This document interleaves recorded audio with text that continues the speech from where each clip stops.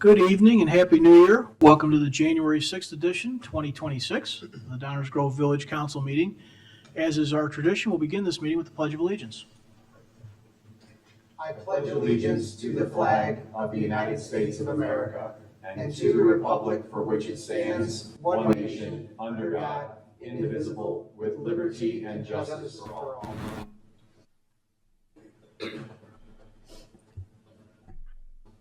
Rosa, would you please call the roll? Mayor Barnett, Here. Commissioner Sadowski-Fugit, Here. Commissioner Gilmartin, Here. Commissioner Tully, Here. Commissioner Davenport, Here. Commissioner Sarver, Here. Commissioner Rowe. Here. Welcome, everybody. Good to see you again. Here in council chambers, if you'd like to follow along, there should be copies of the agenda on the counters to your right. There's two sets of counters over there, should be copies. Item 3 on our agenda tonight is minutes of previous council meetings. Is there a motion? Mayor Burnett, I move to approve the village council meeting minutes from December 16th, 2025 as presented. Second. Any comments or questions from the council? All those in favor say aye. Aye. Opposed? Passes unanimously. Just like that, we're on to item 4, public comments portion of the meeting. This is the portion of the meeting where we take public comments on comments which are not on items that are on tonight's agenda. Got a few new faces in the audience, so if you allow me a minute here, I'll give you a little sense of how we operate this portion of the meeting. There are several comments for public comment throughout the meeting. This one that's coming up right away, which is titled Public Comments, and again is for items which are not on the agenda.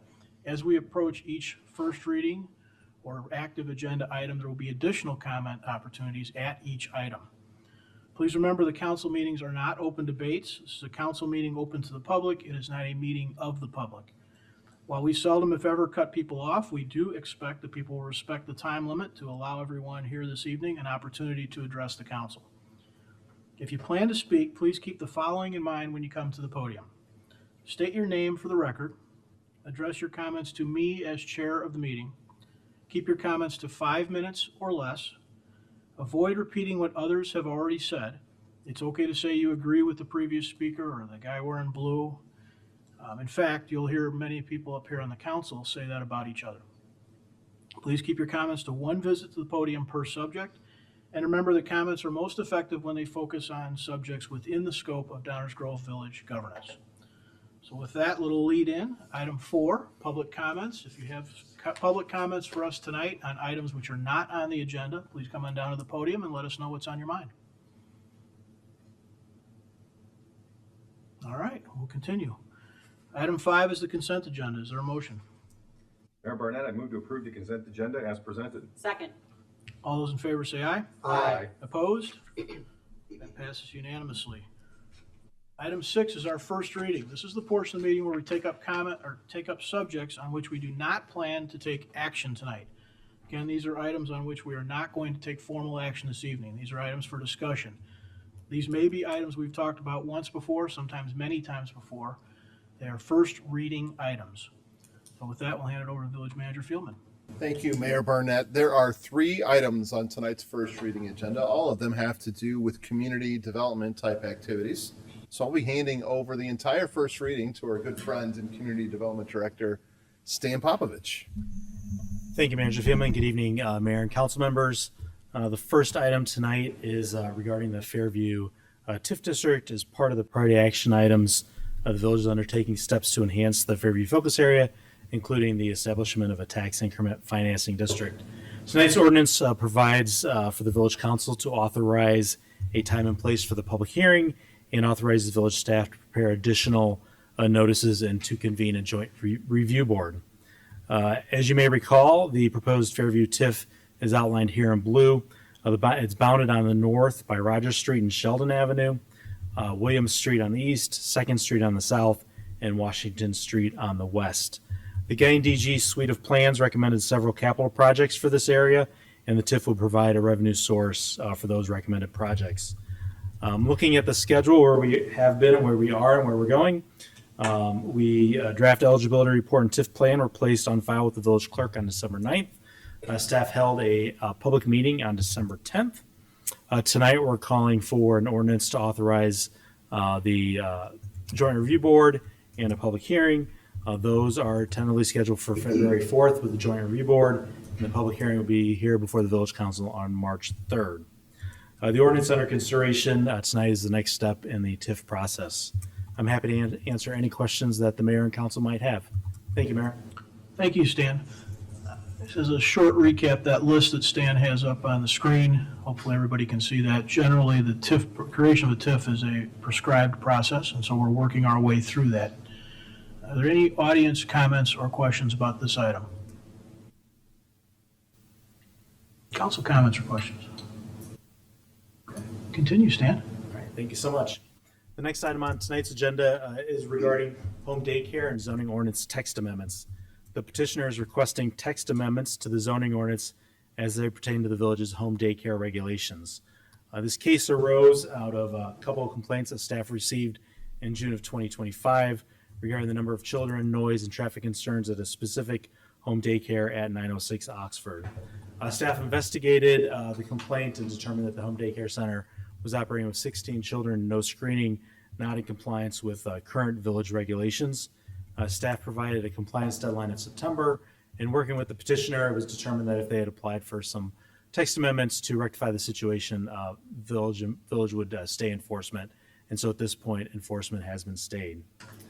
Our current regulations regarding home daycares include home daycare use in the zoning table, which provides for a maximum of 8 children, excluding natural, adopted, or foster children in the residence. So if that family that was providing the home daycare use had 5 children of their own, they'd be able to provide care for 13 children through a home daycare. The village does not currently have a group daycare home use category in our current zoning ordinance. We do require a outdoor play area that is screened and fenced, so that is a 6-foot solid fence, and we do not permit chain link to be used as a screening element for the outdoor play areas. These play areas are typically in rear yards. The petitioners requested the following changes to the zoning ordinance. They're requesting a change to the home daycare regulations to allow a maximum of 12 children, which would include natural, adopted, and foster children of the residents. So if they had 5 children of their own, they could only care for 7 additional children that were not their own, resulting in total of 12 children under care. The petitioner is proposing to add a group daycare home category to our zoning ordinance with a maximum of 16 children, which would include your own children as noted above. They have proposed to have it a permitted use in the R1, R2, R3, R4, R5, Downtown Transition and Fairview Transition zoning districts, and a special use in our R5A and R6, which are our townhome and multifamily residential zoning classifications. Similarly, including natural, adopted, and foster children. With regard to the outdoor play area, they're clarifying that the fence could be 5 to 8 foot in height. A solid fence or a chain link fence with slats would be permitted as well. So that was the petitioner's request. This petition went before the Planning and Zoning Commission meeting on November 17th, and the Planning and Zoning Commission provided their own recommendations that evening as well. So for the home daycare, they forwarded a recommendation the same as the petitioners, 12, including natural adopted. With the group daycare home, they recommended 16 maximum, similar, but it would be a special use in each of the zoning districts where it would be allowed. And in terms of outdoor play area screening, it would need to be fenced and screened from adjoining properties, a 6-foot solid fence, and chain link not permitted. In reviewing these with staff, staff has concerns about the feasibility of a special use for this type of use and the feasibility to monitor the use after approval. Operations in a lot of these cases can vary by operator and can fluctuate in a variety of ways in terms of including pickup and drop-off times, number of clients, number of children per family, and hours of operation.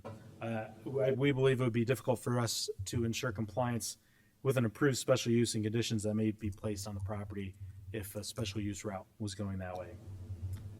The comprehensive plan calls for preserving and strengthening existing neighborhoods, fostering context-sensitive growth, buffering and screening, and maintaining the appeal of our existing neighborhoods. Staff does not believe that the proposed text amendments are in conformance with the comprehensive plans. Additionally, the text amendment standards are shown here. As I just noted, staff does not believe the proposal is in conformity with the comp plan, nor does it correct an error or inconsistency in the ordinance. As such, staff recommends denial of the request. This is a summary table here that I'll leave up for the moment here to If you have any questions for me, I'm happy to answer those questions as well. Petitioner's here as well and does have a presentation as well, Mayor. Thank you. Thank you, Stan. The petitioner has a presentation. Go ahead and do that now.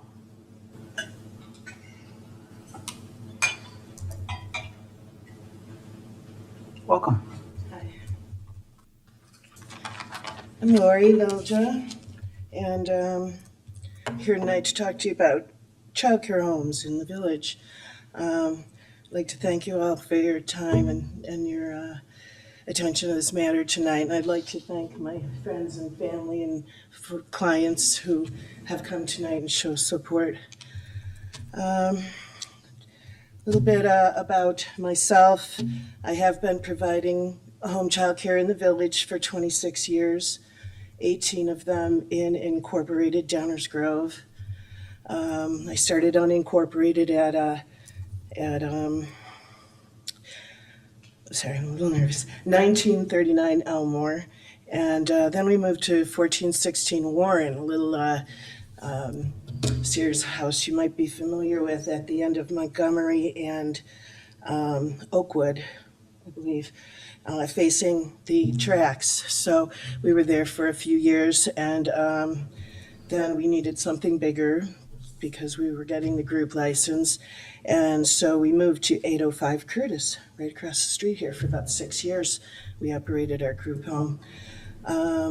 In 2011, we did have to move to a house on not Victor,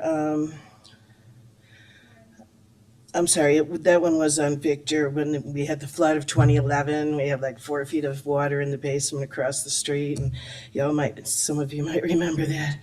Anyway, so we were on the in that house just for 6 months while they fixed this house. We came back. Then we were in a house on Victor, incorporated, right by 55th for about 6 months. And then last we were on Lee Street, just north of Maple, and that's unincorporated there. And now we're at 906 Oxford for 2 years. Last November we moved there, so just over 2 years. In all that time, in all those houses, we've never had a complaint because we try very hard to be good neighbors. We understand that it's a little different situation than your normal neighbor. And so we instruct our families to not turn around on other people's driveways and not use their horn beeper thing to lock their car and that kind of thing. Just not, leave any garbage out of the car or whatever, that kind of thing, just to be a good neighbor. So in 26 years, I haven't had any complaints to this point. I'm aware of other group homes in the village. One operated over 40 years, no complaints whatsoever, right by South High School, incorporated. And another that was there over 30 years and did not, and I'm not quite sure where they were located, but these things happen, family childcare homes. We have lots of regular family childcare homes. I'm the only group family childcare home in Downers Grove right now that I'm aware of anyway. And so, well, let's go on to my presentation and we'll cover some more. So we have a proposed text amendment to correct and clarify the Village of Downers Grove's current daycare ordinance, subtitled How to Make Quality, Affordable, Local, Small Group Childcare Available to Downers Grove Families. This is, I'm going to have to also read this. Here on April 11th, 2025, Illinois Senate Republican leader John Curran, 41st Downers Grove, along with State Senator Eric Harris, 56th, and State Senator Darby Hills, 26th, today unveiled their legislative package to make childcare more affordable for families, Illinois families and businesses. This doesn't just address a regional issue, it's a statewide crisis affecting families of every income level and background. Too many parents, especially moms, are being forced to choose between their careers and their kids. Just like roads and bridges, childcare is the infrastructure. keeps our communities connected and kind of moving, and our families supported since so many years. It's time to treat it that way. Investing in childcare is investing in Illinois families and businesses, said Kurt. Our legislative pick, which is a public-state approach that empowers families, businesses, and states to work together to provide both immediate relief and long-term structural improvements to childcare in Illinois. According to Capital News Illinois, the state has lost more than 4,300 licensed childcare providers, approximately 33% over the past decade. In response, Kern has filed the state Senate Bill 1120 to help reduce staffing shortages and red tape for providers in childcare deserts and provide financial relief to working families struggling to afford the high cost of childcare. That's 4,300 locations, not 4,300 seats. So there's, many spaces in those 4,300 daycares that we lost. The zoning commission asked me to complete these answers or answer these questions. And we need to know whether the proposed zoning ordinance text amendment corrects an error or inconsistency in the zoning ordinance. And that is what I will show you coming up.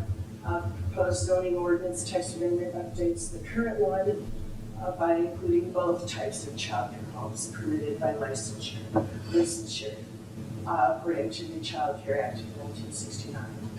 We have daycare homes, which receive between 3 and 12, and that includes the children who live there. And then we have the group daycare homes. These are residential.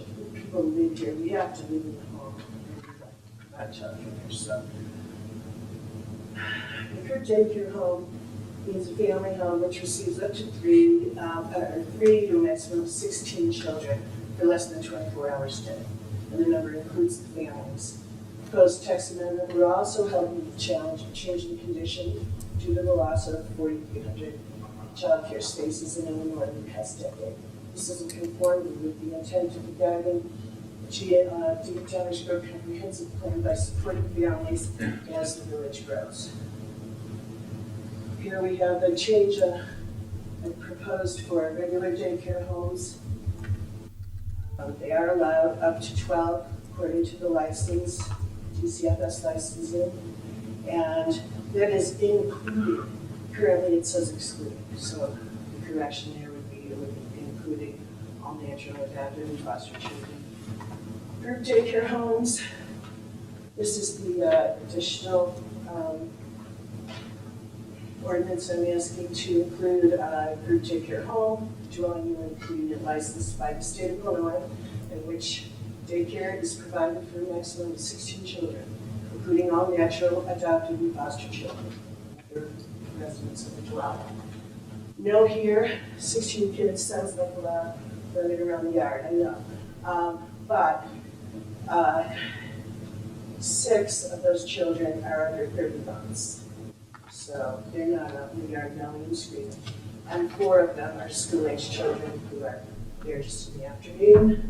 And due to the extremely low availability of daycare spaces, 3 years ago, DCFS temporarily allowed group daycare homes to have to use 2 school-age spaces for children between 30 months and 5 years because people were so desperate to find spaces. So they had that going for 1 year, they extended it another year, and now it is permanent in licensing that we can use 2 of the school-age spaces for younger children because it's hard for them to find spaces.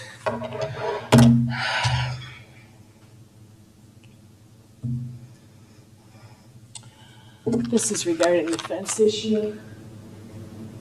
Oh no, this is just updating the 28.6.0308 that does not include, so there would be 2 daycare homes. Daycare homes and daycare centers for children in our districts must include an outdoor play area, fenced and screened from view from adjoining properties with a minimum of 250 square feet of outdoor play for each child at the facility based on the maximum enrollment of daycare. That is what your ordinance says right now. A little vague. It currently does not, the current ordinance does not specify that fence length must be native wood, nor does it have a height requirement. Additionally, it does not refer to DGMC 28.10.1010, which lays out the general regulations for fencing. Proposed text would include group daycare homes and eliminate daycare centers, because we're talking about residential areas here, so daycare homes, group daycare homes for children in residential districts, so there wouldn't be any centers there. This is your zoning information. If you look at number 2 for side and rear yards, it says fences, including chain link and woven mesh designs, are permitted in side and rear yards and required setbacks. Fences in side and rear yards may not exceed 6 feet tall. So apparently, chain link fences with woven mesh designs are permitted according to the ordinance. So in compliance with section 2A of the code and all things considered, I would like to request that the existing 5-foot chain link fence be allowed to remain, and then slats may be used to provide screening. I won't use anything quite this decorative, it would be, nice color to blend in with the neighborhood. This is our backyard. As you can see, there's chain link fencing with many neighbors. Nobody has a privacy fence back there. If you look to the right, you'll see this tree in the shed and this little bit of black. That is slat fencing. My neighbor put those slats in. His little dog two little dogs were barking at everybody. So he put these slats in and no more barking. It looks nice. There's nothing obnoxious about it. But I do think, because they're beautiful backyards, I really think that if I put a 6-foot wood fence there, it would look pretty bad, actually. I don't know if my neighbors would appreciate it. Let's see.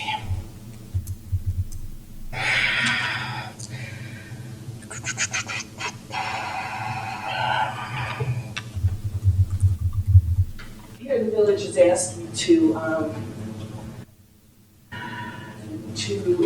explain whether or not my text amendment proposal is in conformity with the policy and the intent of the comprehensive plan.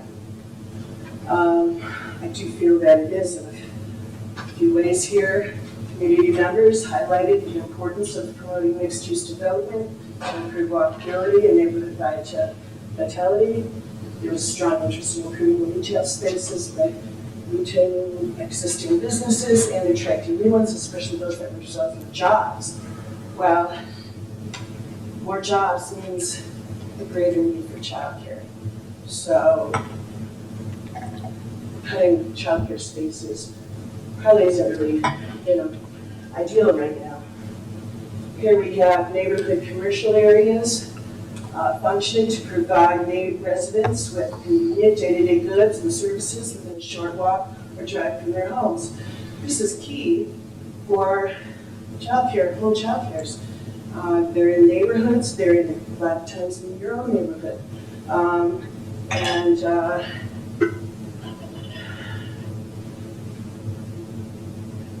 The point being that they're in a home, they're in neighborhoods, they're with children from their neighborhood, they're with children they're going to go to school with. It's a small group. And what's the point with that? Here we have a Picture for the United States goal of housing and neighborhood section, encourage and facilitate high-quality housing in neighborhoods for residents in all stages of life and all incomes, maintaining and expanding the Dyersburg reputation as an attractive place to live. All incomes being the key there. Sure, nannies are great, and some of these giant daycare centers are, I'm sure they have lots of wonderful people working there, but they're very expensive. I don't have that kind of overhead. I just have expenses related to my home. And so my childcare is a lot more affordable. It could be half of the average around here. For example, Goddard, I've heard, was $500 recently. I'm about half of that. So that is a big difference for families of all incomes. And that's common with family childcare, for them to be less expensive, just because you don't have the overhead. It doesn't mean it's any less quality or any less better. It's just a business that doesn't have the overhead the great centers do. Anyway, this is a front of our house. We're on Oxford, and we have Bonnie Bray going south, and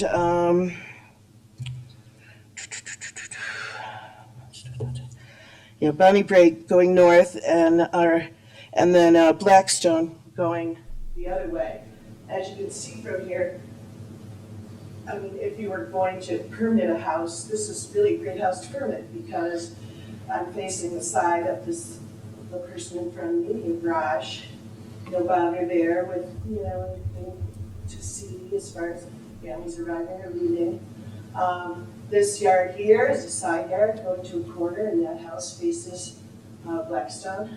And so really, we park in the street and we let clients pull in the driveway, so they're not on the street that much.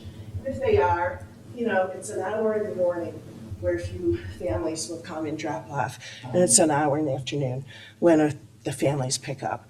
It's not hundreds. I have some siblings, and so, we have maybe 10 cars come.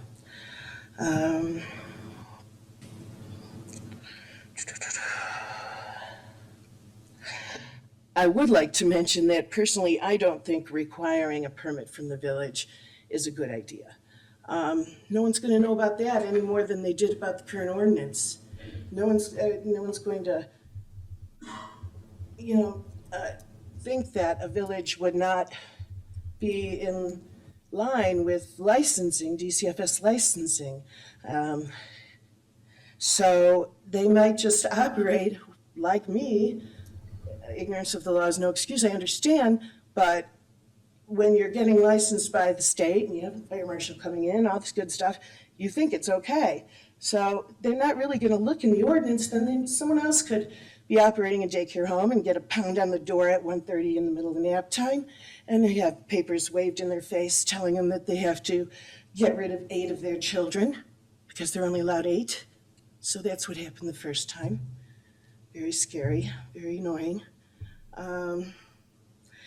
Things got cleared up after that, and I got some more information and worked with Miss Leone, wonderful, helpful person.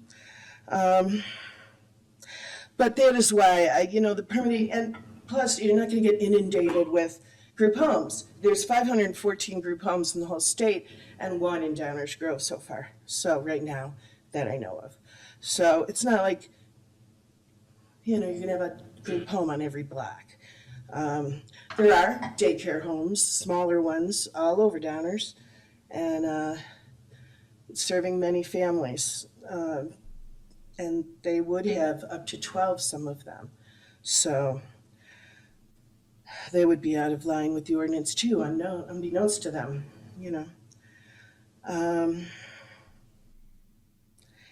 In conclusion, I request the changes as outlined here so that licensed providers can operate within DCFS licensing standards and be in compliance with Downers Grove. And that's all I have to say. Thank you. Thank you. Are there any other comments from the audience?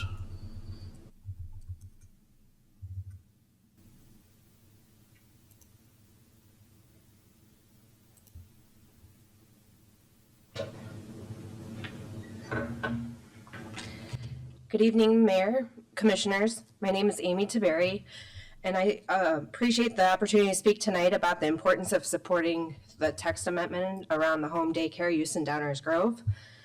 While the village comprehensive plan might not specifically outline the use as far as daycares are concerned, The comprehensive plan does envision a community that is vibrant, inclusive, and sustainable. Its purpose is to guide the growth and development in ways that reflect shared values. A key takeaway in advancing diversity, equity, and inclusion by expanding opportunities for all residents, and that is central to this discussion today. Child care services are essential to family-friendly neighborhoods. Accessible options within residential areas help maintain neighborhood qualities while meeting individual family needs. Home daycare promotes equity and diversity by ensuring affordable, high-quality care and a range of age groups within the home. Home daycare is also critical for livability and economical vitality. Families need flexibility, affordable options tailored to their circumstances. For example, my husband and I chose an in-home daycare because our son is an only child, and an in-home daycare setting allows interaction with multiple age groups, similar to having siblings. Without a local daycare option, one of us might have to reconsider our careers, which would ultimately might mean leaving Downers Grove. When I was, just as a side note, when I first told my family that we were expecting a baby, my sister-in-law I thought she was joking, but asked me, have you started looking for daycare? Now, this was about 12 months before I was going back to work, and I kind of laughed at the situation. And she was actually, but being the planner I am, I started looking immediately after that and found out it was true. I had daycare centers. I looked at daycare centers and home daycares, and there were waiting lists, sometimes waiting lists that were over a year long. And so to have the opportunity and the flexibility just to kind of match state guidelines would really help families of the community. Finally, I urge flexibility for the home-based businesses like daycares to provided that they meet safety regulations and standards. I understand the village already allows in-home daycare use. However, considering aligning that with the state regulations to ensure both safety and accessibility to all.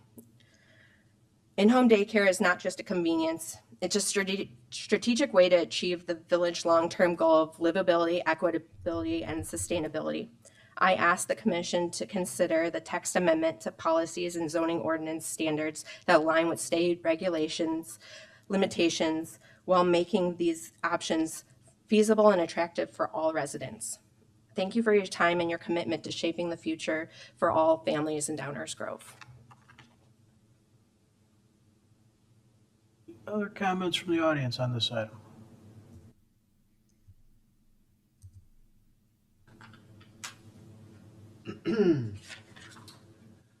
Good evening, Mayor and Commissioners. Kevin Barlow, 644 Maple Avenue. Happy to be here with you tonight to express my thoughts. Little disclaimer, my thoughts and comments are my own, not necessarily those of my employer. Little background, as you all know, we're here tonight to have an opportunity to review the Downers Grove ordinances, local other villages around us, state regulations. The amendment request from the petitioner to match DCFS is a valid request. I support her efforts and village staff clarifying the steps to propose the amendment and present it to you tonight. Hopefully you had a chance to review the lengthy Planning and Zoning Commission meeting that we went through, where we had a good debate about the pros and cons of the amendment being discussed. I'd like to dig into a few of those comments and also some staff memo comments in my time tonight. As far as traffic and parking, which was brought up, if you're looking at some of the negatives or perceived negatives of increased daycare allotment, such as traffic or vehicle counts, as Ms. Lori mentioned, please remember several of the in-home daycares are siblings, so it's not a full 16 vehicles coming in and out of the residence each day. In-home daycares also don't operate on weekends, early mornings, or evenings. In essence, the same restrictions or relief, depending on your perspective, one might expect for any type of activity in your neighborhood. Village staff also reference in the memo separate parking for daycare centers, which is not appropriate to this type of application. This is not a KinderCare or Bright Horizons. There's no additional need for staff parking or food service delivery or anything like that. Finally, for this particular location, I realize, according to the petitioner's amendment, may not always be the case, but in this particular one, any additional traffic would occur on Oxford Street. Oxford, east of Main, is one of the busier streets in the village, primarily due to the location of McCollum Park. It's hard for me to believe that 16 or fewer cars that are making trips each day on Oxford creates any sort of traffic concern. As far as noise that got brought up, again, in-home daycares don't operate on weekends, evenings, early mornings. Kids are not outside the entire day. Infants are included in the DCFS number, but they don't go outside for various reasons. Let's be honest, right? What people find, what neighbors find in their backyard to one person is acceptable, to another person could be very obstructive. And we heard in the Planning Commission meeting several comments about neighbors' music or high school kids who are very loud at night. Again, all of those activities that people referenced can occur anytime, but a group home daycare is not present in those evenings or weekends, only during daytime hours. There was some reference to commercial activity, or the term commercial activity, and the lone dissenter in the commission vote objected mainly because he considered it commercial activity. You could call this commercial by definition. There is a fee or transaction that's occurring here. However, I do want to caution that we're not lumping group daycares into gas stations or restaurants or convenience stores. This is a completely different type of activity with a limited setting set by the state regulations. They're inspected, they come into the house, and it has a completely different benefit set to users. As far as the comprehensive plan and strategic plan alignment, staff memos describe the petition as not in alignment with the plan, yet they're not specific sections that distinctly reference what it is not in line with. The comments in the memo reflect land use and development regarding housing types, new construction, property maintenance. These comments and analysis are not reflective of the amendments that are proposed.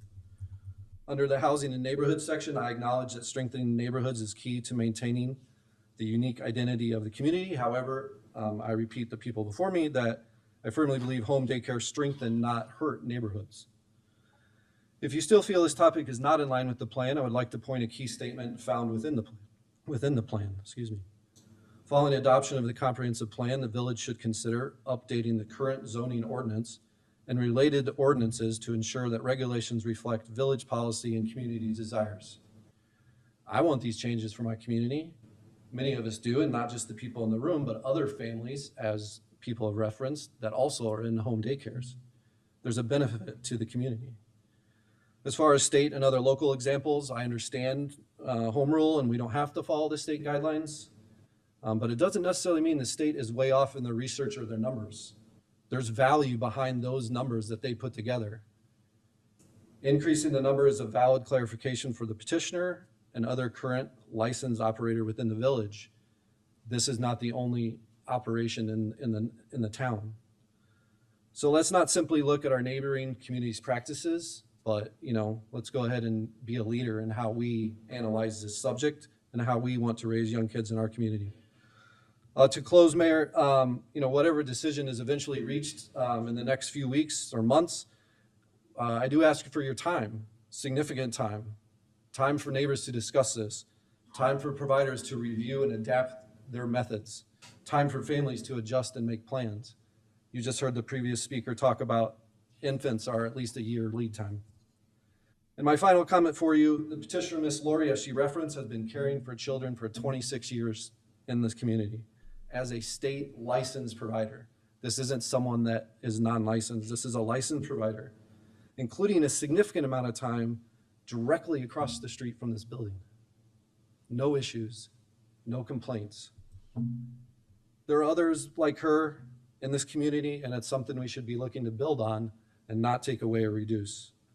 I ask you to please consider supporting the request to implement these changes, and I thank you all for your time tonight. Anyone else?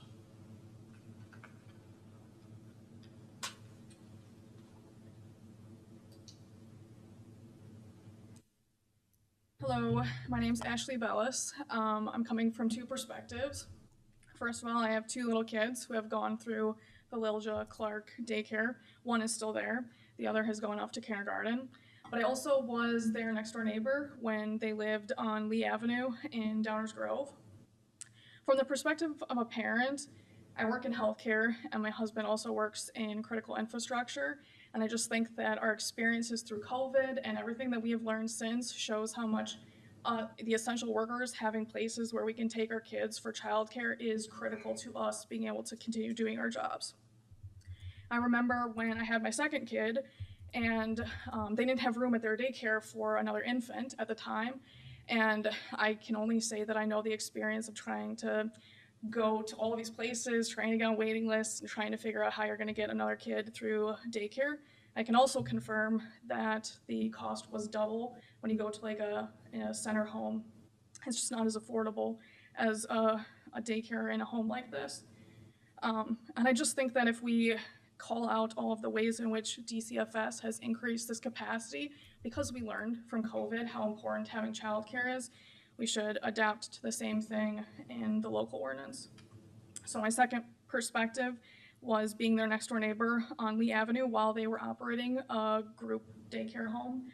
I can just say that they are absolute professionals. They were my next door neighbor before I had kids. And I can honestly tell you that they clean up the toys and all of the things way better than I do with my own kids because they are professionals who are doing this for a living.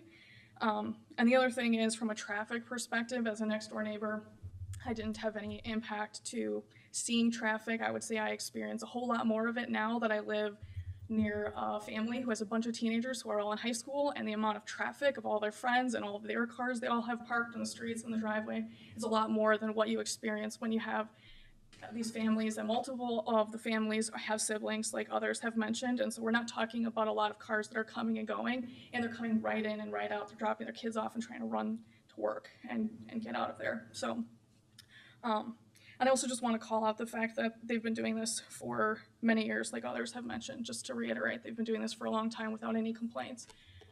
So thank you very much for your consideration.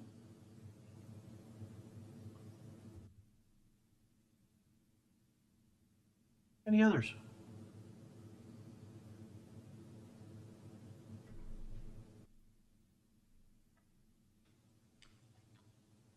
Hello, Nathan Pratt. Nice to see you all tonight. I agree with what everyone has stated so far regarding, limited childcare, affordability, and all of that. Just wanted to talk for a minute about potential harm of accepting or denying this, and really look it in the face and think, what is the harm of accepting this? You get maybe some noise complaints, possibly from neighbors. What is the harm of denying this? My kids go to Miss Lilja's daycare center. You're talking about reducing the home from 16 to 8 kids. That's 8 kids guaranteed to be impacted by your decision. Disruptive to their social relationships. My son, for example, has had to move daycares twice. It takes him months to build a relationship with his peers. That's guaranteed to happen whenever you have something like this happening just in this home.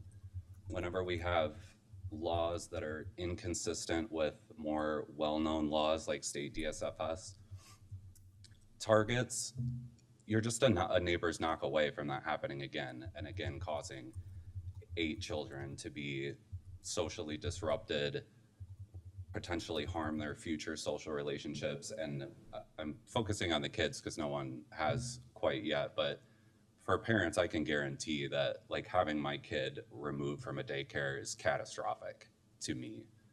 I think for a neighbor to hear some noise is bad, but it's not as catastrophic as what am I going to do with my kids for 6 months to a year?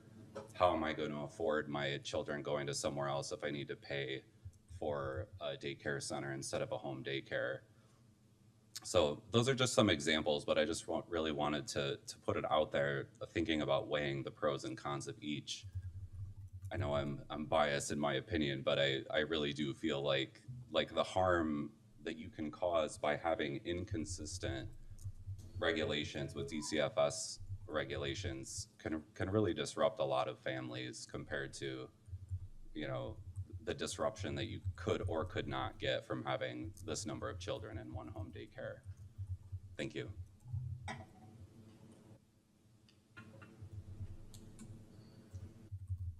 Any others?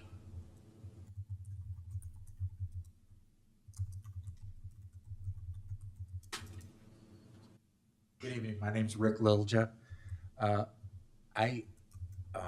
very brief concerning the staff's concerns about regulating the group childcare, change. And as far as I know, they don't really regulate it now. It's not until a complaint is made or something that Downers really even knows that, something's going on. And then I wasn't very clear on some of the other reasons why, complying with the state is really a problem. I mean, it takes a long time to get licensed, and you have to go through a long list, and trainings and yearly trainings and yearly visits from DCFS to make sure you're in compliance. So I think that should anyway, address the concern that staff had, that is who would regulate this, because it really is already regulated by DCFS. That's really the only thing I had to say. Thank you.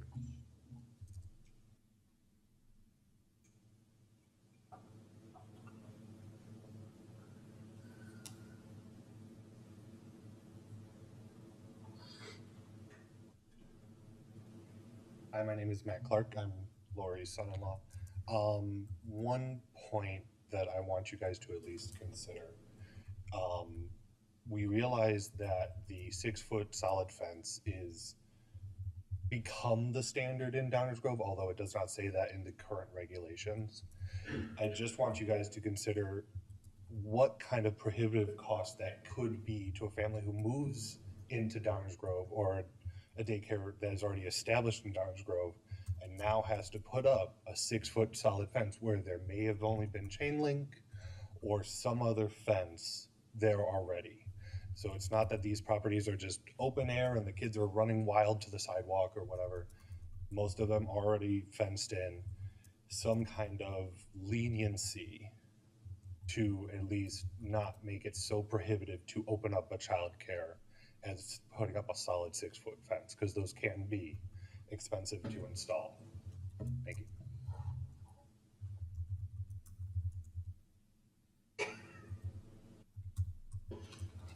Hi, my name is Laura Nally. My son is a junior at North High School. He was at Lori and Rick's home daycare. And I was just trying to think of things that haven't been said yet. It was a stretch for us to move to Downers Grove. We wanted to come here because of the exceptional schools and just the wonderful place that this is, so that he could grow up here. But we definitely could not have afforded a nanny. And so having the in-home option of being with Lori and Rick and with all the other kids, it really is like being in a family. And the kind of care, like on days when something would happen or we needed, like you would talk with your family, Lori and Rick would help you figure that out. It wasn't like being in some sort of institution where there's so many little kids running around. So thank you so much for your time and for paying attention to this topic.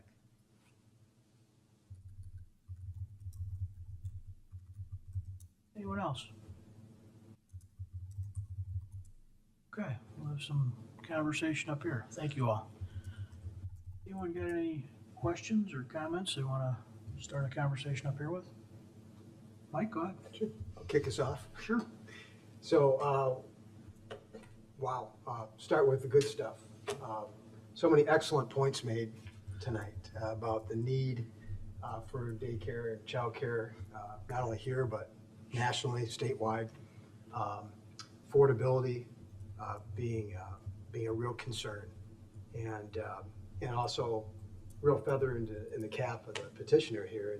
And there's so many positive comments about the quality of care provided, both now and in the past. So appreciate hearing all of that as well.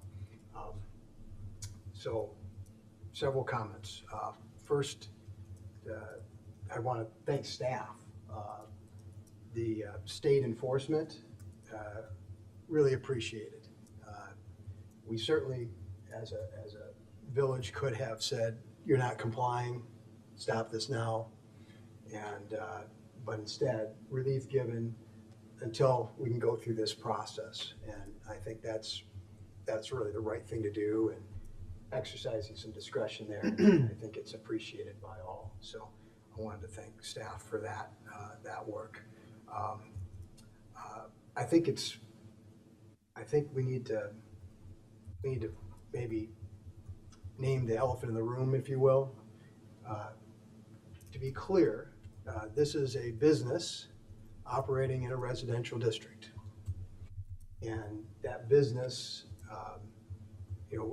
I have a business I operate out of my home, and I make sure that I'm following the rules in place when I establish that business. What we have here is a situation where somebody moves into a new home and the neighbors notice some changes in what's going on, and a few calls were made. In fact, I received a couple myself because I live in the neighborhood. And so, true, so many of these sorts of things happen in town. There's other things that go on in town that maybe we don't have the policing ability to go out and check everything all the time. And so it's certainly possible for people to do things that aren't in complete compliance here, and for the village not to be aware of it until somebody calls up. And we shouldn't diminish the fact that you have a neighborhood, you have people that have gotten used to living next to other residential properties, other people owning their homes, and all of a sudden something comes in and they perceive it as a big change. I have to say, I really haven't noticed much in terms of my personal observation, but I go out Blackstone Drive and I turn left on Oxford, and I miss this spot. So it's not something that I'm looking at anecdotally going, hey, there's a big problem here. But certainly there are some neighbors that feel so, and that's why this is the ball got rolling here. But we think about businesses in a neighborhood. So what if I wanted to hire a few architects to work in my house? It's not allowed. Why isn't it allowed? Well, because it would kind of change the character and nature of the street that I'm living on, or at least that's been the thought in the past. And so we've had, I guess, have we ever had any other requests to make a change such as this to our regulations offhand? I'm not aware of any. Yeah, and let's see. I'll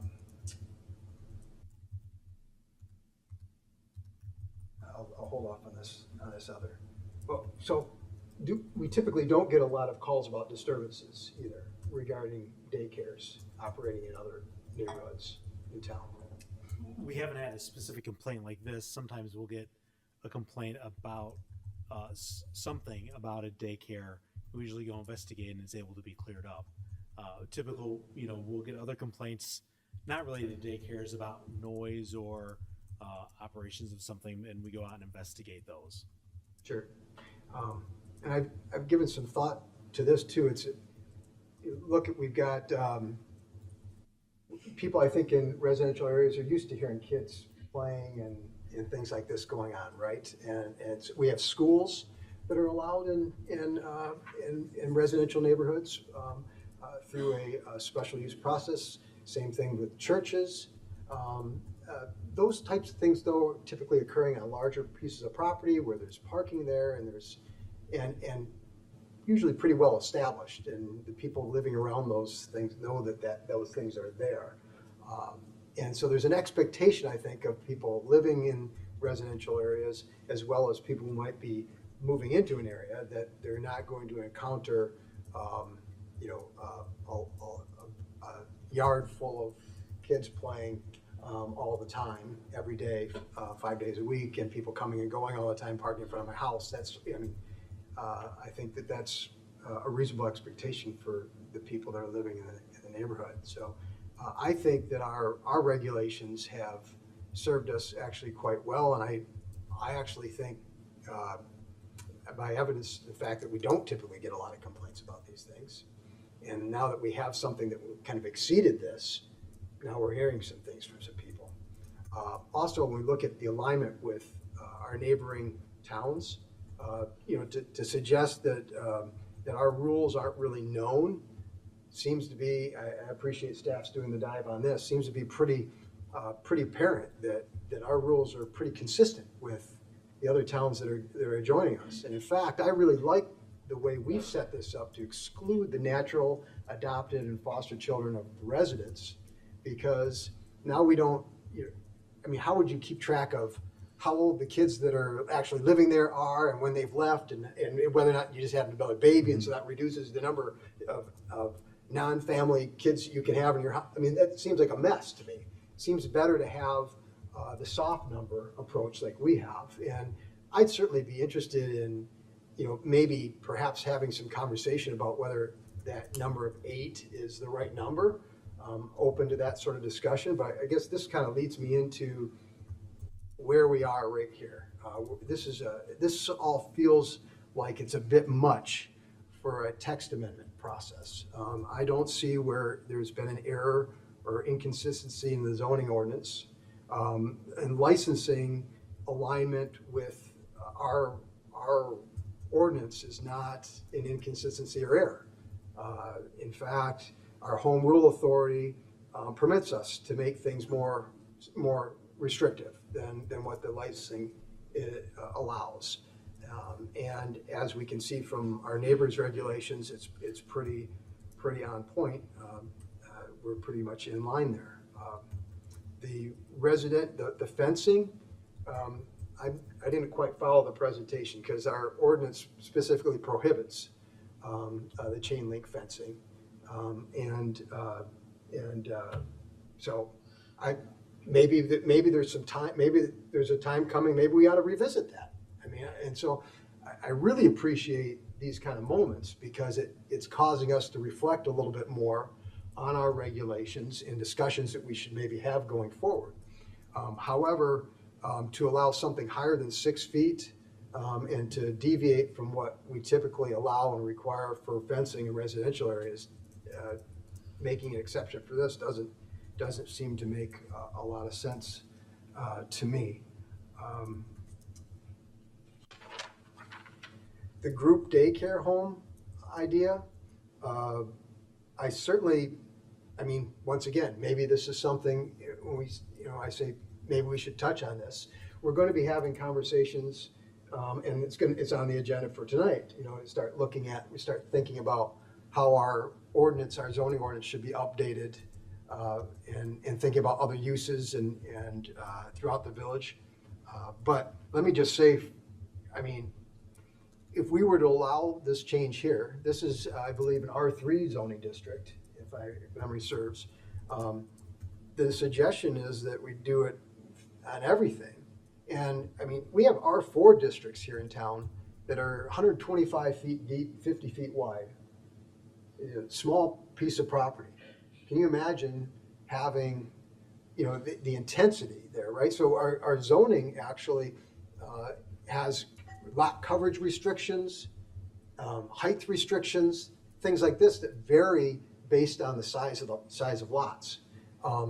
This doesn't have that.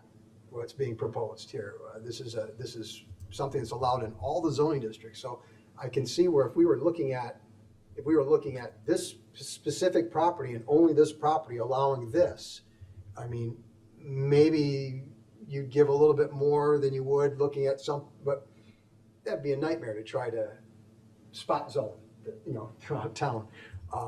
We're kind of forced into our groupings that we have, our R1s, R2s, R3, R4s, and so on. And so maybe this group daycare home idea maybe that would be okay if in a multifamily zone district or something. Maybe, we could have those kinds of discussions. But this text amendment wouldn't be the place to do that, in my opinion. Bear with me for just a moment because I want to make sure I haven't missed any of my thoughts.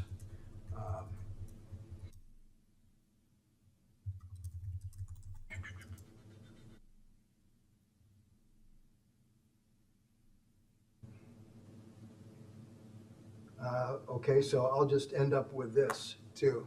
I'm gonna make a complaint similar to another one I made last month. We've got in front of us a positive vote from our Planning and Zoning Commission with absolutely no commentary supporting the divergent views from the staff recommendations. And I find that to be very unhelpful.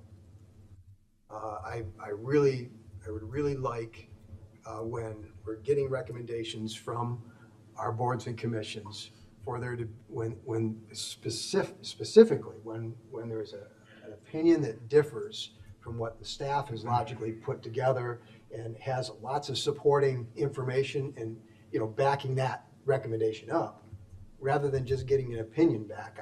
I'd like to see, some specific reasons why they think that this should be recommended, even though staff is not recommending it. That's what would really be helpful for us, right? Because, like all of you, I spent time reading through everything. I looked through that hearing. I looked at the presentation, the application, everything, in order to arrive at these thoughts. And I've even had some discussion with staff previous. This is tough stuff that we're doing, and the purpose of our boards and commissions is to help guide us and help us get to where we need to get to, and not necessarily have to do as much work on this, right? Because if we didn't have all those boards and commissions, think of how much we'd have to do. So I'm going on and on, Mayor. I apologize. You told me we're going to be revisiting this. I appreciate that, but I just need to get this off my chest. So thank you. No apologies. That's exactly what these first readings are for. It's this kind of a open-ended discussion. And one thing that we hope is that all the comments we get from the public and the ones we get from each other spark additional questions amongst this guy. And Chris says something and Mike reacts, and then I have a new thought. So that's part of what we do. Others? Martin? Sure. I'll pick up on a couple of things that Commissioner Davenport said, including the last one. First of all, great presentation. Excellent appeal, well put together, passionate, a lot of good points. Really appreciate the time and effort that you put into it and the points you made. But I got to say, this is not about the merits of the use of this property. It's not about the petitioner, wonderful people. It's not about this particular location. It's not about this business, and it is a business. It's not about childcare. I mean, I know it is for the people in this room, but in the bigger picture, from our zoning and land use perspective, it's much bigger than that. And it's not about whether people have or haven't complained in the past, because traditionally just about everything we do is complaint-driven enforcement. So someone saying, gee, why should I drive the speed limit because I've never been pulled over, is not a valid argument. Most of the things that we end up investigating and following up to enforce is because somebody complained about it. That's the way the system works, and that's what happened here, so that's why we're talking about this. The problem I have with this, first and foremost, is the process by which this has come to us. This is particularly the request for group daycare homes in multiple residential districts is a massive change for the community. Not just for this block, not just for this house, not just for the people in this room, for the community. This council and a prior council just went through how long did we spend on guiding DG? A year? 17 years. 17. 18. I think that's right. About 17 years. Okay, thank you. And we embraced the entire community to talk about, among other things, land uses. Yeah. And uses on land in this community. And that was a multi-month, multi-council, community-wide project. This request is at that level. This is about fundamentally changing the uses within residential neighborhoods community-wide. There is no way I would ever support this in a text amendment. That's just wrong. That is the classic situation of the tail wagging the dog. It would be irresponsible to do that in this context. And I say that not because the merits of the use may not have all kinds of pros, and there might be lots of reasons to do it, but I just fundamentally could not do something like this in this context, because it's It's like, well, okay, we have this one thing here, I just want to fix it, but it's not just that, it's affecting the entire community. And the entire community is not in this room. That's the other most important thing. This is something that would require the same type of attention, time, diligence, and engagement that we just went through on guiding DG and updating our comprehensive plan. In fact, the very next thing on our agenda is going to be talking about, I don't know, 12, 20 different things that came out of that process that we're not going to talk about making those changes. And I'm terribly sorry to say this, but this is not one of them. It maybe to Commissioner Davenport's point, at some juncture, we may have that conversation with the community, but we have to have that conversation with the community. It cannot be done in this manner. I just, it would be irresponsible, in my opinion, to do that. Particularly, and I'm not talking about this a foot of a fence here and there. I'm talking about fundamentally the group daycare home request. That would be a fundamental change, and frankly, would open the door to a bunch of other changes. Not just an architect's office, but why can't I run a law firm out of my home? I mean, it goes on and on and on and on. Chris would love to reduce his overhead, run his business out of his home. I mean, at some point in time, you may say, well, it's not the same as children. You're right, it's not. But we're talking about that level of fundamental change in the use of very carefully zoned properties, which the community has expectations about. And this would be just changing them on a text amendment. I just can't get my head wrapped around that. I'm going to get yelled at. Someone's going to say bad things about me on social media, but I'm having nightmares about 15 years ago when somebody came to us and said, you know, I've been raising chickens. This is not kids, these are chickens. So just right off the bat, I'm talking about something fundamentally different. But it reminds me of when someone came before us and said, I was raising chickens in my backyard for years. Nobody ever complained. Some new neighbor moved in and complained. And then all of a sudden, we had a year and a half of conversations with the community about whether it would be appropriate for people to have backyard chickens. I remember. And that was chickens. We're talking about children and a business with a lot more than a couple of hens in the backyard here. And that was a huge community-wide issue. So if anyone thinks that this topic would not raise tremendous interest in input and differing opinions from the community, you got another thing coming. And so it's just, as people who are elected at large to represent the entire community, in my opinion, we fundamentally could not do something like this through a text amendment. I was thinking in the back of my head, gosh, is there some other way to address these things, like a variance? But I don't think a variance would cut it, because among other things, you have to demonstrate, if I believe, someone will throw a shoe at me, that you have to be able to demonstrate that you're unable to comply with the ordinance as written, and I don't see that being the case here. But if there are other ways to try to provide some relief, I'm sure staff has explored them. But a text amendment, this is not just addressing your issue. This is the petitioner's issue. This is about changing the fundament, the entire community, which I just can't support that. And so for that reason, I agree with the staff recommendation. I mean, there's other things to look at. To Commissioner Davenport's point, or if my other colleagues have other thoughts on this, I am all ears. But not what's on the table. And then last but not least, since you opened the door, I'm going to walk through it too. I'm disappointed in the Plan Commission. Frankly, I apologize to you. You were given false hope. You were. And that's something I'm not very happy about, because what it basically did was, without any explanation, it was they didn't want to say no to you, so they let this come to us, so we have to say no to you. That's not fair to you. It's not fair to us. And I hope the Plan Commission members are listening, because I'm deeply disappointed in them. And with that, Mayor, I have nothing further this time. Thank you. Anyone else? Leslie? Yep. I agree with what Commissioners Davenport and Tully have said. I appreciate the petitioner and the quality of the care. I am a parent of a young child. I remember going through the daycare process, and I was probably, I think I started when I was 3 months pregnant to try and find a daycare. Toured a ton. I worked for a nonprofit. My husband and I had student loans. We are not part of the wealthier part of Downers Grove, and it's actually part of why I only have one. Not the only reason, but part of why, as by the time, she's in 4th grade now, but by the time we were done, I was paying about $17,000 to $18,000 in childcare a year. And I can tell you that at the time I was working at Lincoln Park Zoo, and that was probably about half of my take-home pay with student loans. So I'm not trying to be dismissive of the pain of childcare. Yes. But I agree with what Commissioner Tully said, that this is a fundamental change to the village. As Commissioner Davenport said, we have some really small properties, and that's part of why we have the regulations that we have. And so if we want to consider changing those, this needs to be a much larger zoning conversation than just a text amendment. I'm going to try and go through. I was writing things down in comments as people were talking, so bear with me. In terms of not in line with state regulations, just because a state defines a potential business does not mean that a municipality has to zone for it.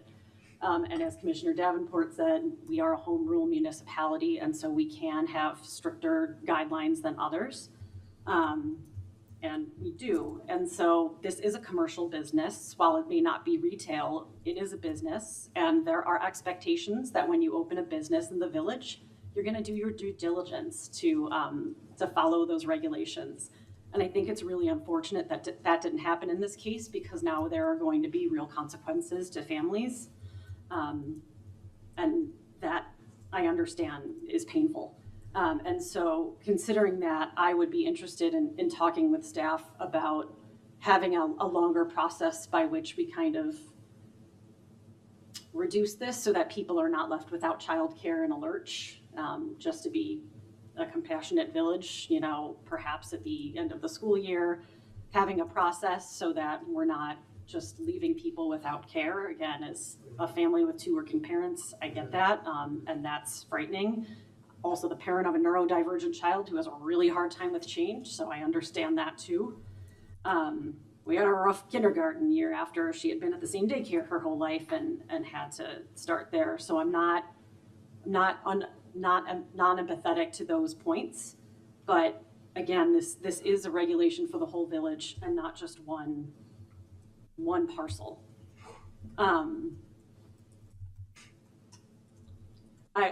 I think Commissioner Tully already said it. Most of our code enforcement is complaint based. We aren't able to employ a whole host of code enforcement officers. So this is pretty typical. And in terms of, so the reason why I was hoping that maybe we could wait until the end of the school year, I understand that there are also maybe some after school folks that go here. I know there are options. My daughter is in Champions. Though I know she doesn't love it all the time, but it is the most affordable option for our family too.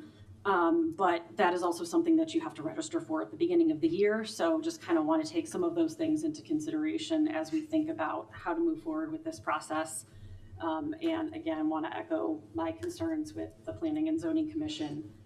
I also did not see any rationale as to why this would be a reasonable text amendment. From my reading, it really appeared as though it's really hard to say no to people in these really difficult times. I agree that there is a lack of childcare. Very aware of that, especially for healthcare workers and other essential folks. I work for the American Hospital Association in my day job, and it's something in the workforce area, and it's something that we talk about a lot. I was looking up Senator Curran's bill, and I will commend him for the work that he's put into this. But it's really about student loan forgiveness, which is critical for a lot of the essential workers, including childcare. Childcare is not, as you all know, a well-paying field, and it can be really challenging to get staff when you have potentially student loans and you're trying to make your way through a job. So I think that his bill is a good start to that, but I don't think it necessarily addresses the fact that we should be changing our zoning for a group home daycare. So, but I think if we want to fix this larger issue, it's not going to be from zoning, it's going to be from a whole host of other things at the federal level, which unfortunately we're not in a good place right now. As we all know, they're going to be holding back funds for people who are low income to get childcare. So this is a much bigger fight that I deeply care about on my own personal time, but do not think that it's appropriate here with this text amendment change. I am open to considering raising it to 12, including natural, adopted, and foster children. If other folks are interested in that, I get the pros and cons that we were talking about. But I would be open to having that conversation. But outside of that, I agree with staff's assessment. Thank you, Mayor. Thank you. Tammy? Absolutely. I agree with what's been said, so I won't repeat it. But I just want to emphasize that putting aside all of the emotions associated with this, when I went into the staff meeting yesterday, a red flag instantly went up. And I think the first question I even asked was, is this the appropriate way to even go about what's being requested here? And even just being a newer member, it struck me as no, as Commissioner Tully suggested. And so I don't think that that's the way to address a problem as important and as serious as this. And I do agree that it would be doing the community a disservice and doing what has been done to establish our rules and regulations a big disservice as well. So I'm tending to agree with what's been said before me. Anyone else? Want to go or?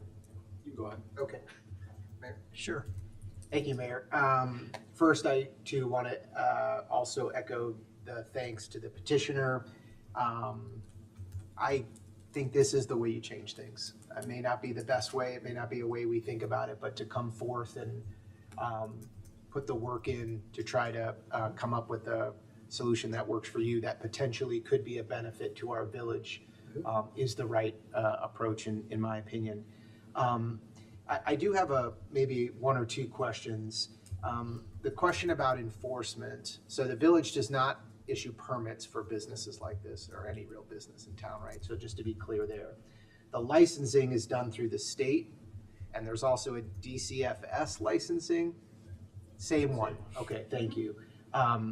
Interesting that they would issue a license at a location that doesn't allow it, but that's probably a question for a different body.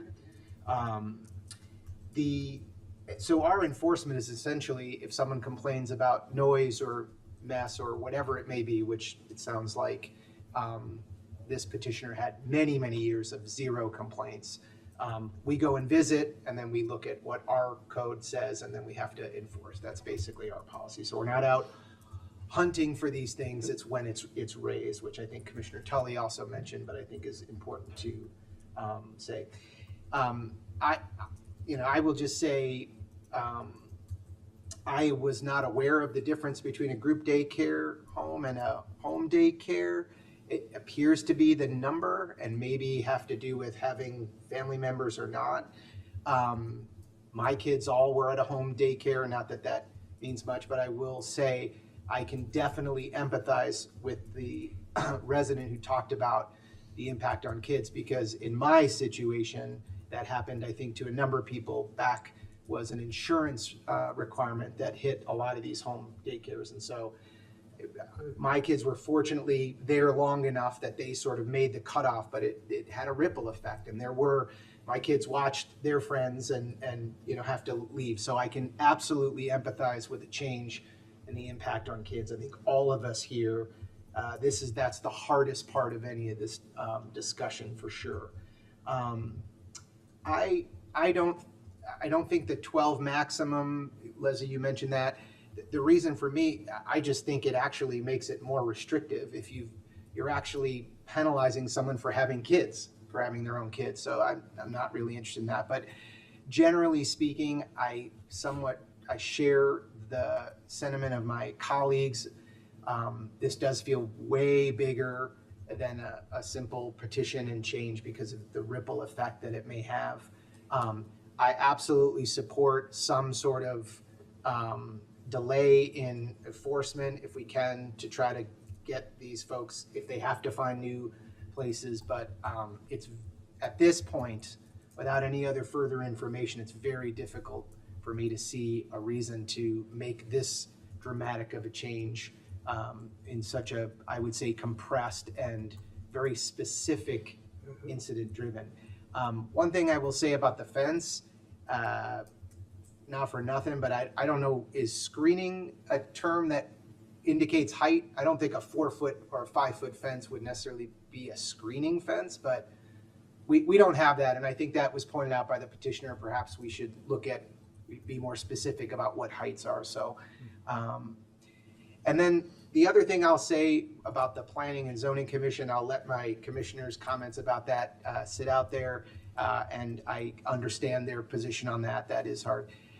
But if I'm not mistaken, for group homes where they're adults and potentially staff, we do allow a special permit process if you want more than what is allowed in the ordinance. So I think it's 8 by ordinance, but if you want more, you can come to and apply for a variance. That's what our code says anyway. So it isn't such an out of the, outer space idea to make it special use. I don't think it's the right time now to change it to that. And with all the different zoning, R1s, R2, Mike, you made a great point in terms of sizing and all that stuff. I think there's just a lot that would have to get looked at. So I am certain that is not what the petitioner and the families are interested in hearing. That's not something that I enjoy. This was a tough one so far, but barring any sort of real other clarity or changing, I think this is not the time to make this zoning amendment. Thank you, Mayor. Thank you. So I'm going to keep it short and sweet because we're all kind of saying the same thing right now. I do agree with everything that has been set up here. This is unfortunate that it's out because, I mean, if I'm just looking at our review process, I don't believe that what's being brought to us is a text amendment to expand what is essentially a commercial business in the residential areas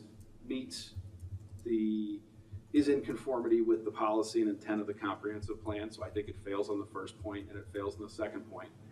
And I don't see how we can approve what is being brought, but I also appreciate what is being brought is also pointing out a bigger issue that's something that should be discussed on a much more universal plan, which ties into the guiding DG type of work. So. Okay. All right. Heed my own advice and not duplicate what's been said. I agree with my colleagues on this subject. I do want to put just a little additional context to things, though. When it was referred to the length of time spent on guiding DG, that's important because that's part of a process that has happened in one way, shape, or form about every 3 to 5 years for a couple of decades. And those are opportunities where people say, I wish I could run a in-home business over in the Fairview area. I think it would be helpful to our community to allow drive-throughs on Ogden Avenue differently. Those kinds of things do in fact come up. And we have a number of home daycare operators throughout the village. And that's simply not been something that they've said. This business isn't working for me. I'm not able to serve the market. Our market in Downers is unserved because of fill in the blank. We have had for some time the ability to operate home daycare in Downers Grove, and I think that's because the village and the residents agree it's an important thing. That's the fact of the matter. What that exactly looks like has been working for most people for a long time, and I'm not sure that a one-off situation is the right way to drive even a request for change. I understand the impact here. I don't want to be unsympathetic to that, and I agree with Leslie in particular that if there was some way to have a ramp down, the concept of having to figure out healthcare or self-care, daycare, and childcare, and what that means for your household is not foreign to anyone. One of the great things about Downers Grove and municipal government is you're looking at neighbors who are having very similar life experiences. Leslie, gave us some additional details on hers, but this is a normal thing. And I think that's part of why home daycare is part of our allowed activities. But a little more context. DCFS in the state of Illinois, when they put in these restrictions and regulations on the definition of daycare, they're doing it for child safety and welfare. They're not doing it for municipal zoning. The village of Downers Grove is obligated with managing the interactions and the expectations and the hopes and desires of 18,000 plus individual parcels and a code book about like that. and trying to figure out how everybody who buys a house and says, here's what my dream is, can somehow fit that into their neighborhood and their community in a way that the neighborhood and the community can all move forward in alignment and agreement and in peace and harmony. Doesn't always work, but when we talk about enforcement happening as a function of complaints, 18,000, a book this big, that is literally how it happens. There's no chance any community is running around checking stuff. Now, they may have certain things that people look for, keep their eyes peeled for, but the reality is whether you're running your architect business out of your office and all of a sudden you got 4 guys on staff and people coming and going, the only way that gets known is that Mike's neighbor gets aggravated with the traffic. There's nobody going to find that otherwise. So it is sort of a reality that we live in, which is that that's how this stuff comes up, and our obligation is managing the expectations and aspirations for 18,000 different pieces of property for the next however long time. And so that's why we go through these long planning processes. That's why guiding DG. That's why in the past, I've forgotten the names, but there were several of them, and they go on and on. That's why we have a comprehensive plan. And that's why we intentionally review the comprehensive plan periodically, because it affords opportunities for these things to be considered in a broader sense and in context. If we did one-off changes to zoning that were dramatic and added activities, just think about what that looks like down the road for the next person and the next person who's got a thing, whatever that thing is. Like Houston. What's that? Oh, Houston, So, yeah. you're right. Yeah, it's kind of famous version that's different. So the one thing I will repeat my colleagues on is that we do respect and appreciate the efforts made to come and ask for something different. That's not easy. That's not fun. There's a host of emotions behind that, and standing at a podium in front of a bunch of people up here is not easy. So we appreciate that. We hope that everyone watching, including the petitioner, appreciates the context within which we're trying to decide stuff. And we will probably talk about this at least one more time. That's our process also. So if you've got more that you wish you said tonight and you didn't get a chance to say, you got more chances. You can email any of us, and you certainly can come next week. But I'm inclined to agree with my colleagues that this is not a change I want to make right now. Dave? We really appreciate the council's commentary tonight, and as this plays out, if we are continue to be in an enforcement mode, we will of course continue to take steps to establish a reasonable compliance timeline and compliance date, because simply that's just how we roll. We take our cues from this leadership group on the council. So thank you so much for that. With that, we'll head on to the next and final item on tonight's first reading agenda, which is the aforementioned zoning ordinance update, which came out of Guiding DG. Thank you, Manager Fieldman. Good evening, Mayor and Council. Last summer, the Village Council adopted the Guiding DG suite of plans. One of the plan recommendations out of the comprehensive plan was to update the zoning, building, and subdivision ordinances. And then the council subsequently identified updating the zoning ordinance as a priority action item. To start that process off, we're going to go over the key recommendations from Guiding DG plans that came out of the comp plan, the active transportation plan, environmental sustainability plan. We also did a streetscapes plan, and that's being implemented separately, and it didn't have any more larger overarching zoning ordinance recommendations. So we'll be looking at recommendations from these 3 plans. We've grouped them in terms of housing with 3 topics. Mixed use development is 2 topics. 6 topics under environmental, 3 topics under parking. And while signage and digital signage was not identified in the Guiding DG suite of plans, looking at the digital sign ordinance was a high priority action item, so we'll put that in there tonight too to talk about that larger topic to start off. So under housing, the first recommendation in the Guiding DG comprehensive plan was to consider allowing accessory dwelling units or ADUs in single-family residential zoning districts. We talked about this briefly when we were going through the Fairview focus area. So some of these graphics are from that presentation, where these accessory dwelling units could take the form of attached to a house, could be above a garage or a separate structure, or could be a tiny house potentially. So that's one thing we could consider with these text amendments. The other thing would be to consider introducing duplexes or small-scale multifamily into single-family zoning districts. Those are R1 through R4 zoning districts. These are a few pictures of some smaller duplexes or small-scale multifamily that currently exist in the community as well. These could be some standard examples of what could be built and what we're sort of talking about in some of these areas about considering. The next item was density bonuses for attainable housing and the restoration and adaptive reuse of heritage structures. So when we did density bonuses in the Fairview focus area, this is sort of what we had come up with, and that's in the code now.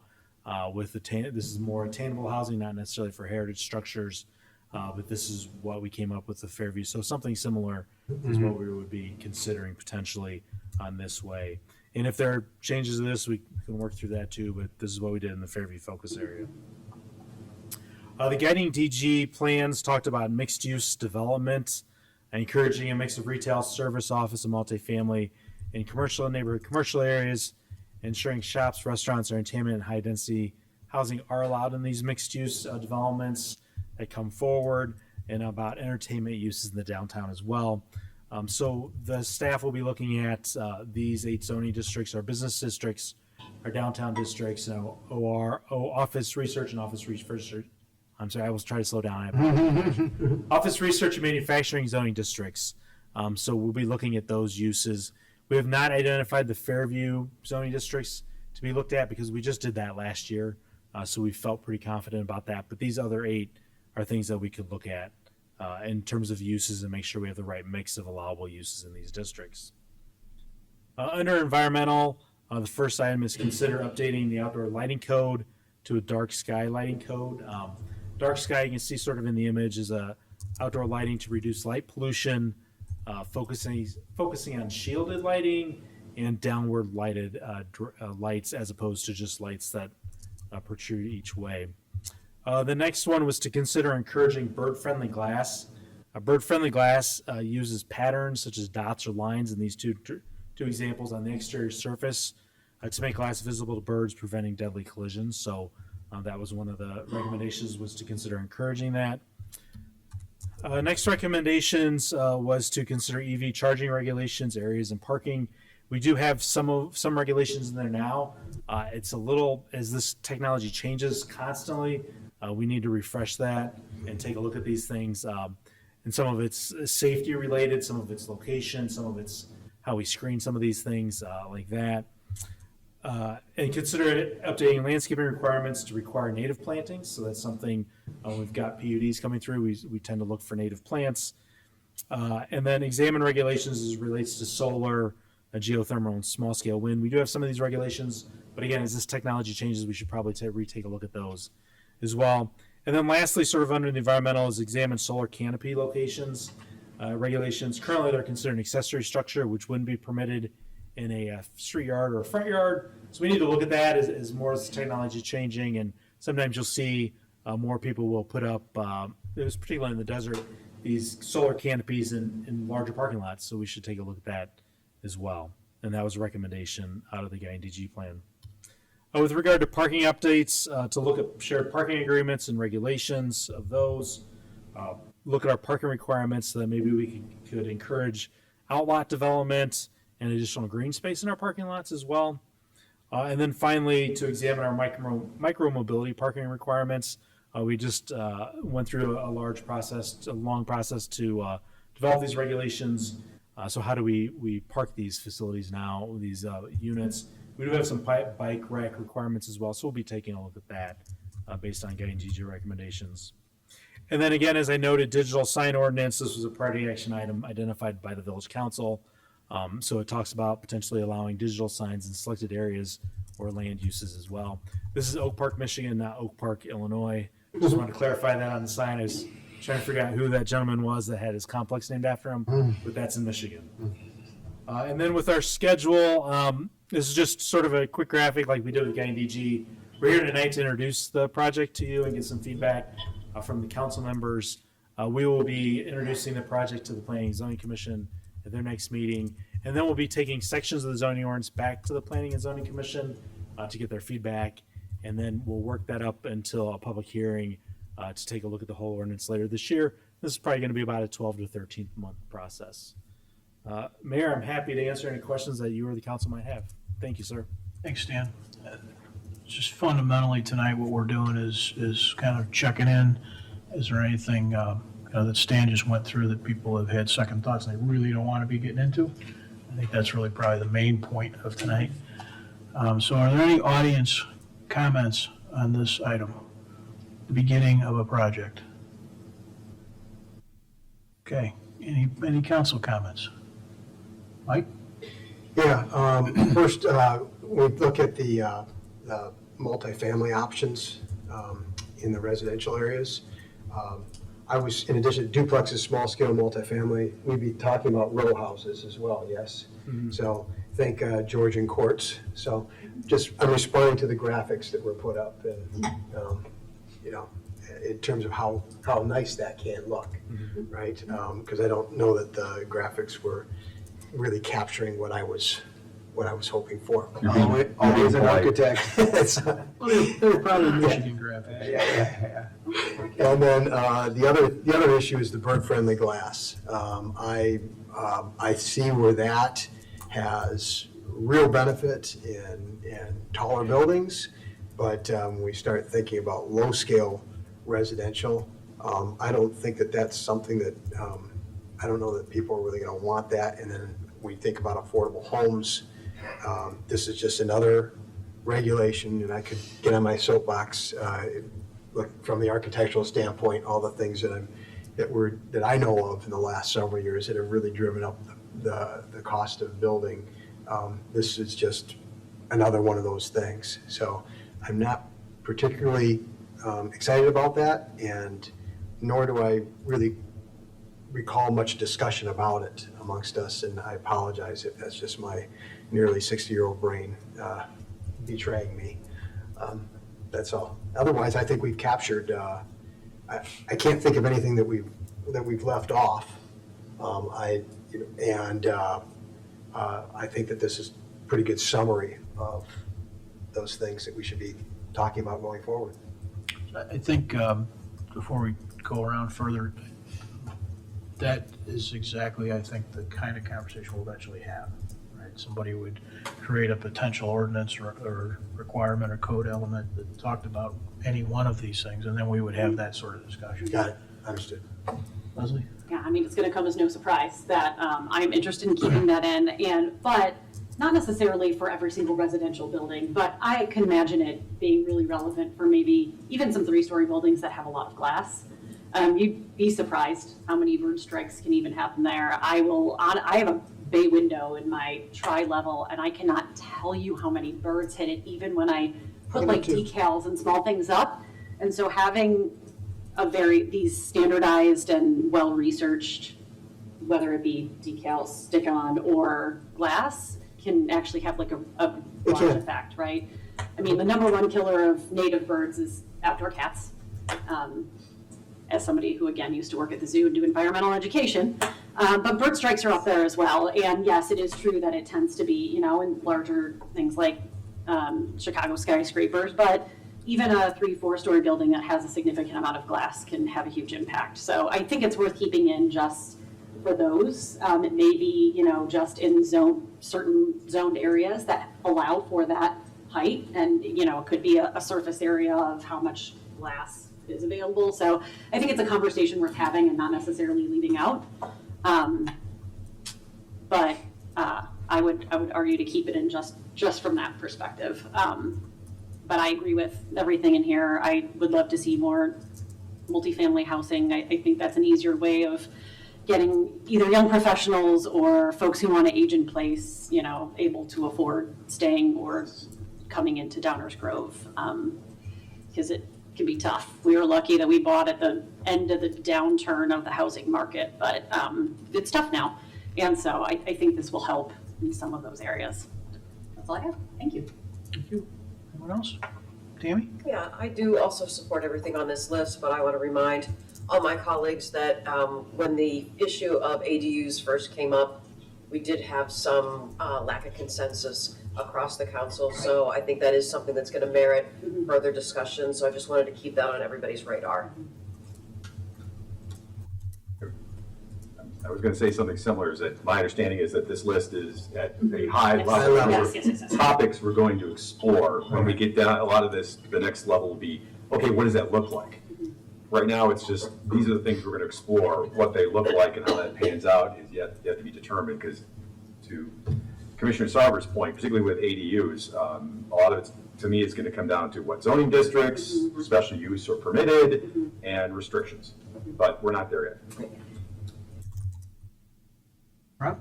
So actually, I'm going to ask if you guys would have any willingness to add something to this list, and that is something that's been, I've had an issue with, is the fact we don't have ordinances relating to drive-throughs. And I think it would be something that would be worthwhile adding to the parking section, just to, again, a high level, examine what our neighboring villages use and whether it's worth putting something together, putting something in our own code to regulate the use of drive-throughs. For my benefit, maybe not this moment, but maybe you could be more specific, because there's a lot of different aspects of a drive-through, and I'm not saying no. Yeah, Is no, it it's- stacking? Is it lane? Right, Is it length? yeah. Is it ingress and egress? There's a lot of different things that go into it. I would say ingress, egress, in relation to residential streets. I think we could even tie it down to something more specific, but that's why I think this is a perfect time to, even just to have this as a discussion. I have no idea why you're asking this question, by the way, but. So I'll just interject. So I don't know, though, that this really is coming out of the guiding DG discussions we had. And so, I mean, because we had another conversation earlier this evening. We could add talking about how daycare is handled around. I mean, and I have a few other things too. So I would suggest that we confine ourselves to the things that we've already had in-depth discussion and agreement about, as opposed to adding something new. Sorry. Or stop signs. Yeah. Yeah, I think that I'll go back, Jay. one of the things that's true about this list, guys, is that they are, Tammy pointed out some of the discussion we've had, right? Yep. And so this list is, I don't want to say it's vetted, that's not the right choice of words, but we sort of all collectively built this list with some information to make the decisions from whether we wanted these things on this list. And so there was a lot that didn't make the list that we had information on. The idea of a additional drive-through regulations is something that I can tell you, I'm sitting here completely unprepared to evaluate. Because we didn't talk with any sort of collectivism or with input from anyone about what that means. So I would not be interested in adding that to the list. Chris? Thank you, Mayor. Just for the sake of maybe some understanding, can you just share a bit? I think I understand, but maybe for the public's benefit, how this list was gleaned. There you go. So through the guiding DG process, the 18-month process, the 18-year process. 18-year. So we came up, as the team came up with a list of recommendations. And through the plan, in each of the chapters of the plan, there's recommendations in each of the chapters at the end. Yep. And then in the implementation section, I think it's section 9 or chapter 9 of it, there's a general note that says implement and update the zoning ordinance, subdivision ordinance, and the building codes. And then within that, we categorized each of the recommendations and said, okay, accessory dwelling units appeared in chapters, I don't know the exact chapters, but 4, 5, and 7. 4 and 7. 4 and 7, okay. I got two out of two right. So thank you, Commissioner. So we used that as that, and then we consolidated that list into this list. And then we looked at the environmental sustainability plan, active transportation plan, because there were some recommendations in there, like dark sky lighting, I believe, showed up in both the comp plan and the environmental sustainability plan. So we just combined those into one. So based on the approval of the council of those plans and the acceptance of those plans, this is how this list was developed. Perfect. I'll just add, because Stan really nailed it, but I will add the sort of fundamental starting point of that was the community input the surveys, the reach outs. Yes. Most of these things were identified by members of the general public in the early stages, and then all the vetting that Stan talked about. So we just wanted to add that. You stole a little of my thunder, but that was what the point I was going to make too, was that this is not our list. Right. This is the list from all the time we spent, including the community, the staff, and current and former commissioners. So this list looks good to me. I will point out that the bird safe glass, can't believe you're against birds, Mike. The bird Wow, safe that's what glass, this- that's what we're talking about.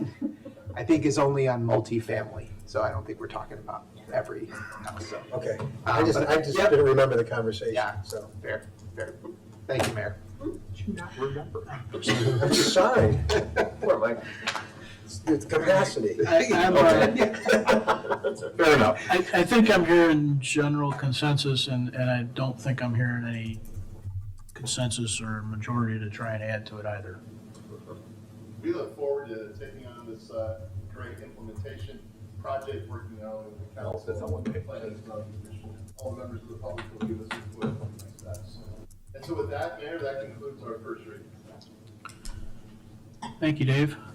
Enza, attorney's report. Thank you, Mayor. 2 items to present tonight. The first is an ordinance authorizing the time and place for a public hearing regarding the TIF plan and eligibility report for the Fairview Avenue redevelopment project area, and authorizing staff to prepare the required notices and convening the joint review board.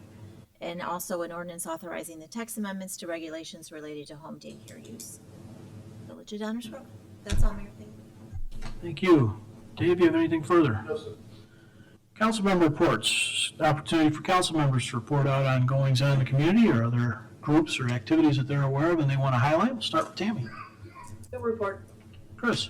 I would just like to remind everyone to please get your flu shot. There are so many cases that it's spiking. It's really, really bad. So if you haven't got it, please do that. And I would just also like to add, I'm looking forward to the mayor's report tonight as well.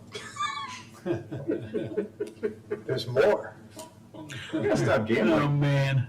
Wow. Martin. Oh, now I'm intrigued. So report, Mayor.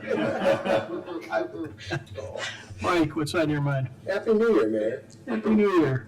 No report. Leslie. I will echo Commissioner Gale Martin's Yeah. suggestion. It's pretty high in DuPage County and rising. So other than that, no reporting. I'm glad you echoed his sentiments on the flu shot. Appreciate that. I don't have a report tonight. Oh. I didn't have anyone write one for me. Mayor, so there is a game on Friday. I don't think so. And you know my number. So whenever you're I don't ready. think there's anybody playing Friday that matters. Go IU. No Hoosiers. All right, well, at least you now know what happened a couple weeks ago. Is there a motion to adjourn? Mayor Barnett, I move to adjourn. Second. All those in favor say aye. Aye. Opposed? We are adjourned. Thank you all and have a good night.